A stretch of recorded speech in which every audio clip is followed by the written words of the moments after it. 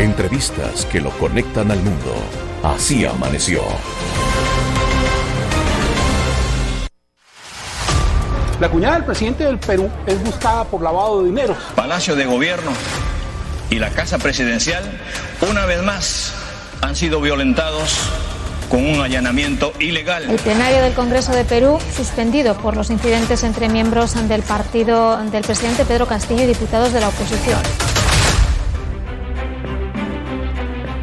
El día de ayer, leyendo periódicos del mundo, entré al Comercio y leí un editorial y después leí un artículo de opinión. Y lo escribía una de las periodistas más importantes y con más credibilidad que tiene el Perú.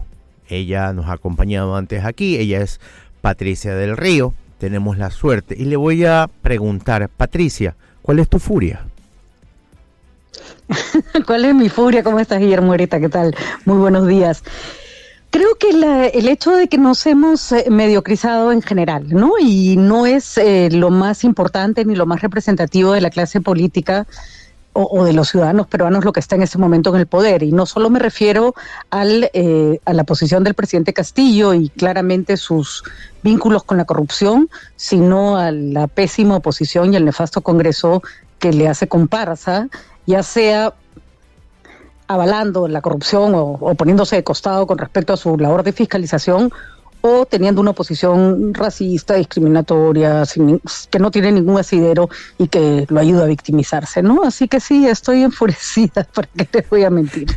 Mira, hay una sensación de desazón en el Perú en general, ¿no? Mira, no tenemos a un presidente corrupto ni que se le haya declarado corrupción a él. Desgraciadamente, los últimos días se han señalado a muchos en Ecuador de su círculo político cercano con el tema de la corrupción, pero lo demás es casi igualito acá, ¿eh? O sea, nosotros también tenemos que tener mucha furia. Hay una parte que me impresionó de tu artículo y lo voy a leer.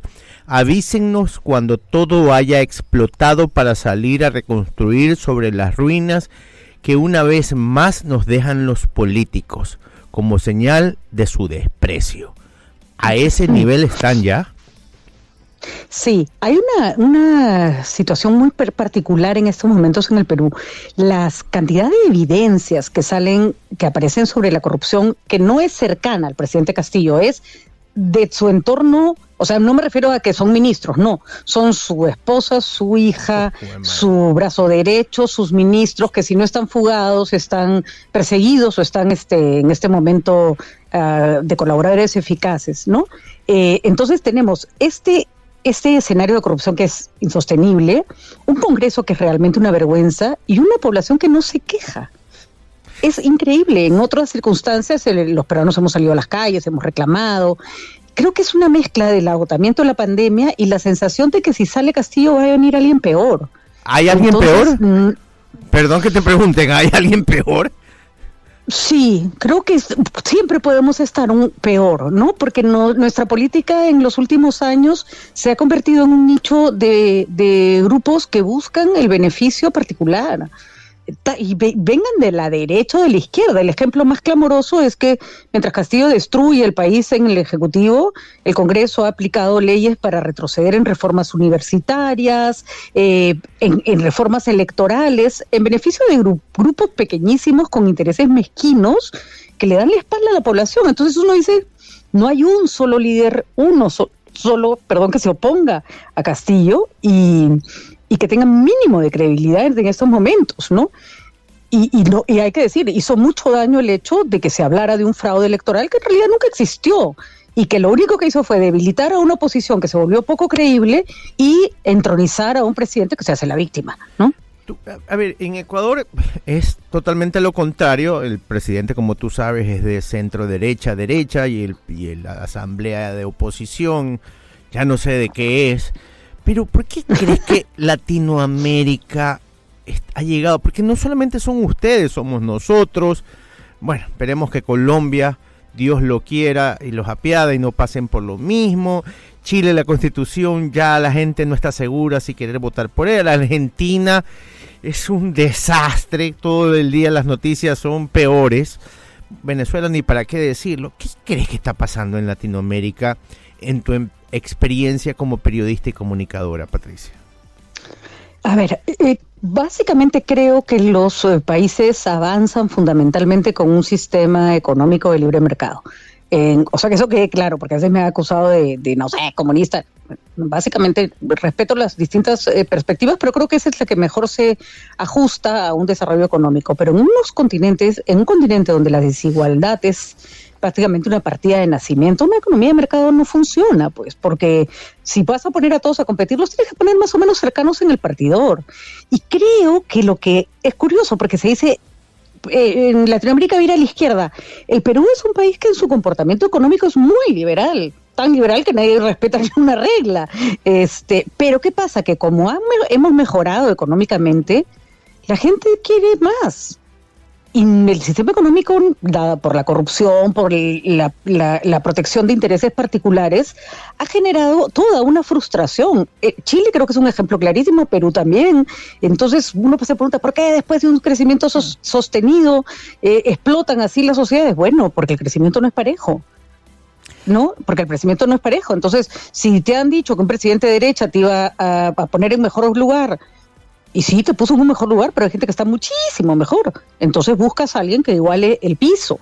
Y creo que el desprestigio de la clase política, ojo, en el Perú tenemos todos nuestros expresidentes, todos están procesados por corrupción. Y a eso iba, 8:57 aquí en la mesa de Así Amaneció en Ecuador. Patricia del Río, reconocida periodista peruana, columnista de Diario El Comercio, está con nosotros en exclusiva.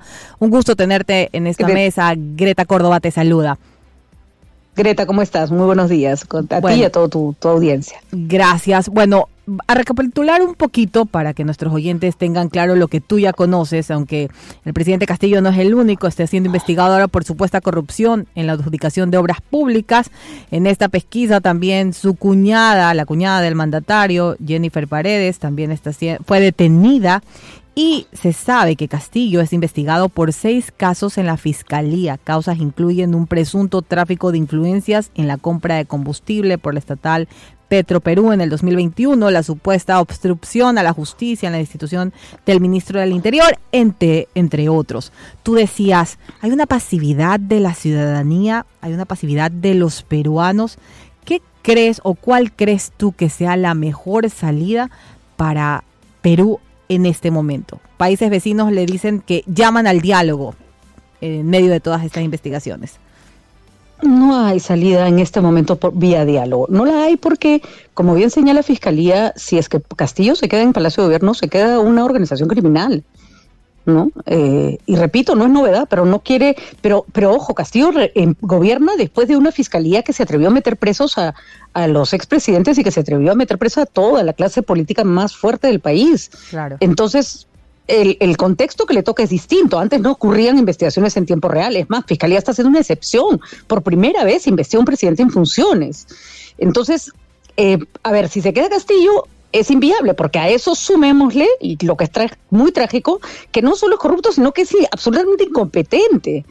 Entonces, no hay por dónde sostenerlo. Pero el Congreso, que tendría la posibilidad de vacarlo, porque además han hecho uso y abuso de esa figura, pero en este caso creo que sí ameritaría.